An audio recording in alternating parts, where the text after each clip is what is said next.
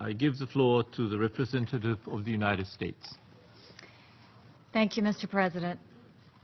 The Jewish people are a patient people. Throughout 3,000 years of civilization, foreign conquest, exile, and return, Jerusalem has remained their spiritual home.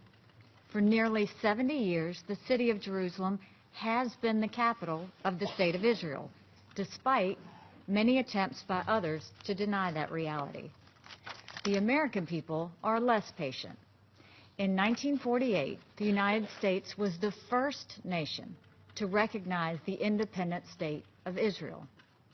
In 1995, the U.S. Congress declared that Jerusalem should be recognized as the capital of Israel and that the U.S. Embassy should be located in Jerusalem. Presidents Clinton, Bush, and Obama all agreed with that position, but they did not act. They delayed in the hopes that a peace process would produce results that never came. For 22 years, the American people have overwhelmingly supported that position, and they have waited and waited. This week, President Trump finally made the decision to no longer deny the will of the American people. Israel, like all nations, has the right to determine its capital city. Jerusalem is the home of Israel's parliament, president, prime minister, Supreme Court, and many of its ministries. It is simple common sense that foreign embassies be located there. In virtually every country in the world, U.S. embassies are located in the host country's capital city. Israel should be no different. The United States took this step in full knowledge that it will raise questions and concerns. Our actions are intended to help advance the cause of peace. We must recognize that peace is advanced, not set back, when all parties are honest with each other. Our actions reflected an honest assessment of reality. I understand the concern members have in calling this session. Change is hard, but we should never doubt what the truth can do.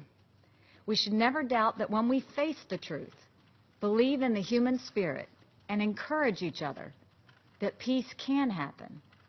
To those who have good faith concerns about the future of peace between the Israelis and the Palestinians, let me again assure you that the President and this administration remain committed to the peace process.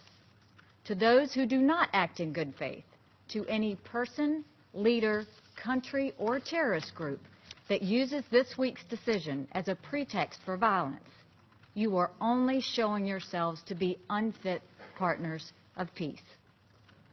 Finally, I will not let this moment pass without a comment about the United Nations itself.